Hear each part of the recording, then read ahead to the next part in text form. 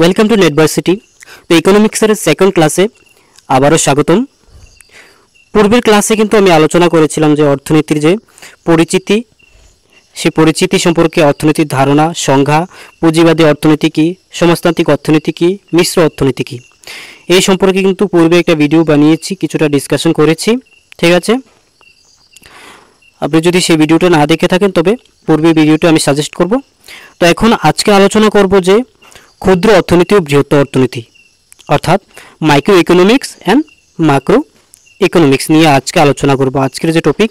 এবং এতে আমরা জানবো যে ক্ষুদ্র অর্থনীতি এবং বৃহত্তর অর্থনীতির ধারণা, সংজ্ঞা ও বৈশিষ্ট্য, এবং ক্ষুদ্র এই যে বৃহত্তর অর্থনীতির পার্থক্য, দুটোর মধ্যে কী পার্থক্য রয়েছে সেটাই জানবো আজকের টপিকে। তো শুরু করা যাক।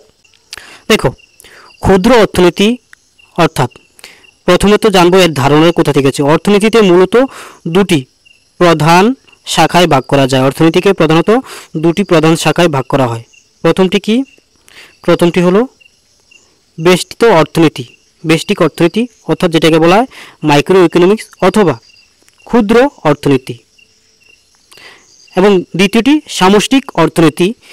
এই বিভাজনটি 1933 সালে, এই বিভাজনটি 1933 সালে তোমার নরওয়েজিয়ান অর্থনীতিবিদ রাগনার ফ্রিস করেন। এই অর্থনীতির যে বিভাজনটি, যে মাইক্রো ইকোনমিক্স এবং ম্যাক্রো ইকোনমিক্সের এই যে বিভাজনটি করেছেন রাগনার ফ্রিস।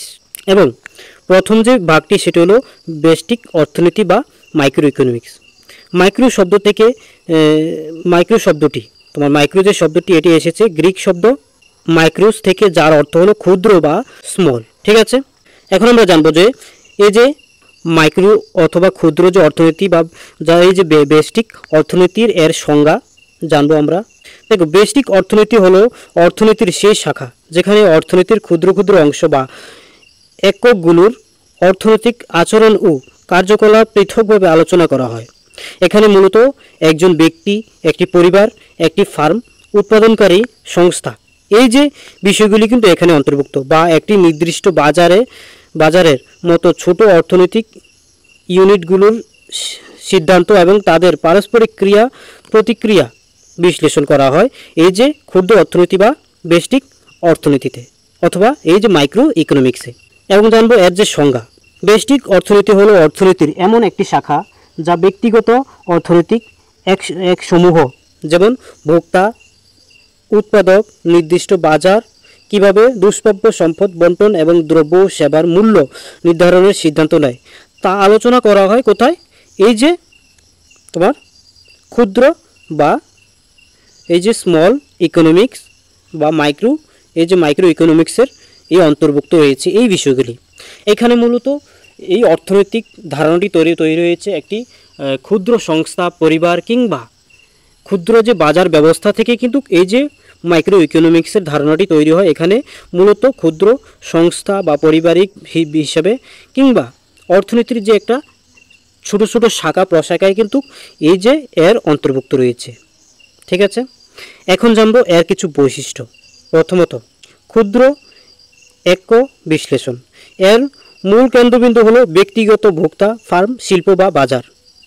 অর্থাৎ অর্থনীতির যেই শাখায় আমরা বিভিন্নভাবে, যেমন তোমার ব্যক্তিগত মালিকানাধীনভাবে বিভিন্ন ভোক্তা কিংবা উপভোক্তার যে চাহিদা পূরণকারী সংস্থা কিংবা কোনো ফার্ম, বিভিন্ন ফার্মিং ব্যবস্থা কিংবা শিল্প বা বাজার ব্যবস্থা, ক্ষুদ্র যে শিল্প বাজার ব্যবস্থায় কিন্তু এর বৈশিষ্ট্য। তারপর আংশিক ভারসাম্য। একটি নির্দিষ্ট বাজারে ভারসাম্য নিয়ে আলোচনা করে, অর্থাৎ একটি নির্দিষ্ট বাজারের ভারসাম্য নিয়ে আলোচনা করা হয় এই যে ক্ষুদ্র অর্থনীতিতে। ঠিক আছে, তারপর মূল্যতত্ত্ব, প্রাইস থিওরি। বেষ্টিক অর্থনীতিকে মূলত তত্ত্বও বলা হয়, কারণ এটি পৃথকভাবে পণ্য ও উৎপাদনের দাম কিভাবে নির্ধারিত হয় তা নিয়ে আলোচনা করা হয়। অর্থাৎ এই অর্থনীতিতে কিন্তু একটা নির্দিষ্ট পরিমাণে যে মূল্য নির্ধারণ করা হয়, যেমন বৃহত্তর অর্থনীতি কিন্তু তেমনটা নয়। বৃহত্তর অর্থনীতি তোমার বিশ্বায়নের একটা পরিকল্পনা রয়েছে যে আন্তর্জাতিক বাজার ব্যবস্থার উপর কিন্তু নির্ভরশীল, কিন্তু ক্ষুদ্র অর্থনীতিতে কিন্তু সেটা নয়। ক্ষুদ্র অর্থনীতিতে একটা নির্দিষ্ট বাজারের মধ্যে একটা নির্দিষ্ট মূল্য উৎপাদনের বা ক্রয় বিক্রয়ের যে মূল্য নির্ধারণ করা হয়। তারপর পরিধির ক্ষেত্র, ব্যক্তিগত চাহিদা ও যোগান, উৎপাদন ব্যয়, বাজারের বিভিন্ন রূপ, পূর্ণ প্রতিযোগিতা, একচেটিয়া, উৎপাদনের দাম, খাজনা, মজুরি, সুদ, মুনাফা ইত্যাদি এর আলোচ্য বিষয়। কার? এই যে ক্ষুদ্র অর্থনীতির। তারপর এর কিছু উদ্দেশ্য, যেমন সাধারণত ব্যক্তিগত স্তরে বা ফার্মের স্তরে সম্পদ বন্টনে দক্ষতা অর্জন করা হয়। অর্থাৎ কিছু নির্দিষ্ট ব্যক্তিগত ক্ষুদ্র এই অর্থনৈতিক ব্যবস্থায় কিন্তু আরও বেটার কিভাবে করা হয় সেই ক্ষেত্রে কিন্তু জোর দেওয়া হয় এই অর্থনৈতিক ব্যবস্থাতে। এখন আমরা জানব ম্যাক্রো ইকোনমিক্স কিংবা বৃহত্তর অর্থনীতি অথবা এই যে সামষ্টিক অর্থনীতি কি, অর্থাৎ এর যে ধারণা, সংজ্ঞা, বৈশিষ্ট্য সমষ্টি বিষয় আমরা জানবো এখন। দেখো, ম্যাক্রো শব্দটি এসেছে গ্রিক শব্দ ম্যাক্রোস থেকে, যার অর্থ বৃহত্তর কিংবা লার্জ। এবং এর যে ধারণা যদি জানি আমরা, সামষ্টিক অর্থনীতি হলো অর্থনীতির সেই শাখা যেখানে সমগ্র অর্থনীতিকে একটি একক হিসাবে আলোচনা করা হয়। অর্থাৎ এমন এক অর্থনৈতিক ব্যবস্থা যেখানে অর্থনীতির এই শাখার মধ্যে সমগ্র যে অর্থনৈতিক বিষয়টা একটি একক হিসাবে, অর্থাৎ একটি নিয়ম নীতি অনুযায়ী চলবে যে অর্থনৈতিক ব্যবস্থা, সেটাই হলো এই যে বৃহত্তর অর্থনীতি কিংবা ম্যাক্রো ইকোনমিক্স। এবং একটি দেশ বা অঞ্চলের সামগ্রিক অর্থনৈতিক কার্যকলাপ, সমস্যা, নীতি নিয়ে গবেষণা করে। এর মূল লক্ষ্য হলো অর্থনৈতিক স্থিতিশীলতা বৃদ্ধি ও কর্মসংস্থান নিশ্চিত করা। অর্থাৎ এই অর্থনীতির মূল নীতি কী বা লক্ষ্য কী? অর্থনৈতিক স্থিতিশীলতা অর্থাৎ অর্থনৈতিক ব্যবস্থাটাকে একটি স্থিরভাবে গঠন করাই এই অর্থনৈতিক ব্যবস্থার নীতি। ঠিক আছে? এবং এর সাথে বৃদ্ধি ও কর্মসংস্থান নিশ্চিত করা, অর্থাৎ অর্থনৈতিক এই ব্যবস্থাটাকে আরও বৃদ্ধি, আরও বিকশিত করাই এর মূল নীতি। এবং এর সাথে কর্মসংস্থান যে ব্যবস্থাকে একে নিশ্চিত করাই হলো এর লক্ষ্য। এর সাথে বলা যায় যে লর্ড জন ম্যানার্ড কেইন্স, অর্থাৎ লর্ড জন ম্যানার্ড কেইন্স এই যে অর্থনৈতিক বা এই আধুনিক সামষ্টিক অর্থনৈতিক জনক, এটা অবশ্যই নোট করে রাখবে। এখন দেখা যাচ্ছে এই যে জন ম্যানার্ড কেইন্স, যিনি এই যে আধুনিক সামষ্টিক অর্থনীতির অথবা এই যে বৃহত্তর অর্থনীতির যে আধুনিক যে জনক, তিনি হলো এই জন মেনার্ড কেইন্স। ঠিক আছে? তারপর এর সংজ্ঞা, সামষ্টিক অর্থনীতি হলো অর্থনীতির এমন একটি শাখা যা সমগ্র নীতির আচরণ ও কার্যকলাপ নিয়ে আলোচনা করে। এখানে সামগ্রিক চলরাশিগুলো যেমন জাতীয় আয়, সামগ্রিক কর্মসংস্থান, মুদ্রাস্ফীতি বিশ্লেষণ করা হয় এই যে সামগ্রিক অর্থনীতিতে।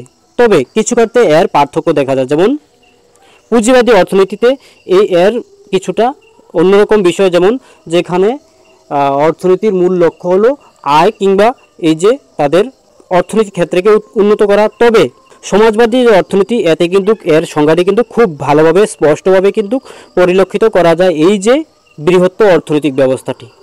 ঠিক আছে? তারপর এর কিছু বৈশিষ্ট্য আমরা জানব। প্রথম, সামগ্রিক বিশ্লেষণ।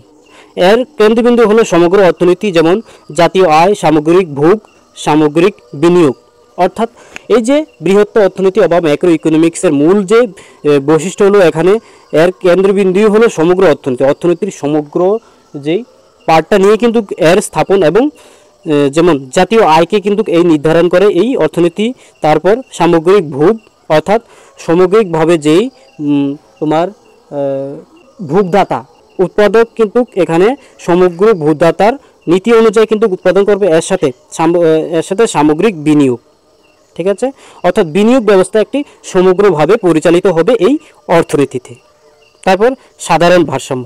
এখানে সাধারণ ভারসাম্য বলতে বোঝায় সমগ্র অর্থনীতি কিভাবে একযোগ ভারসাম্য অর্জিত হয় তা নিয়ে আলোচনা করা হয়।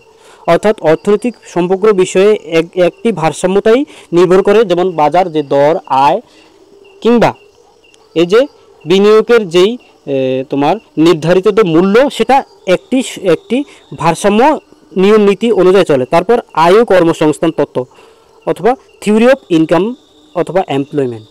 এখানে সামষ্টিক অর্থনীতিকে সাধারণত আয় ও কর্মসংস্থান তত্ত্ব বলা হয় এই অর্থনীতি। তারপর পরিধির ক্ষেত্রে জাতীয় আয় অথবা জিডিপি, জিএনপি, সামগ্রিক চাহিদা ও যোগান, কর্মসংস্থান, বেকারত্ব, মুদ্রাস্ফীতি, বাণিজ্য চক্র আর্থিক, রাজস্ব নীতি ইত্যাদি এর আলোচ্য বিষয় এই অর্থনীতির। তারপর উদ্দেশ্য হিসাবে বলা হয় সামরিকভাবে অর্থনৈতিক প্রবৃদ্ধি, মূল্যস্তর স্থিতিশীলতা, পূর্ব কর্মসংস্থান এবং বৈদেশিক বাণিজ্যে ভারসাম্য বজায় রাখা হলো এই বৃহত্তর অর্থনীতি কিংবা ম্যাক্রো ইকোনমিক্সের মূল ধারণা।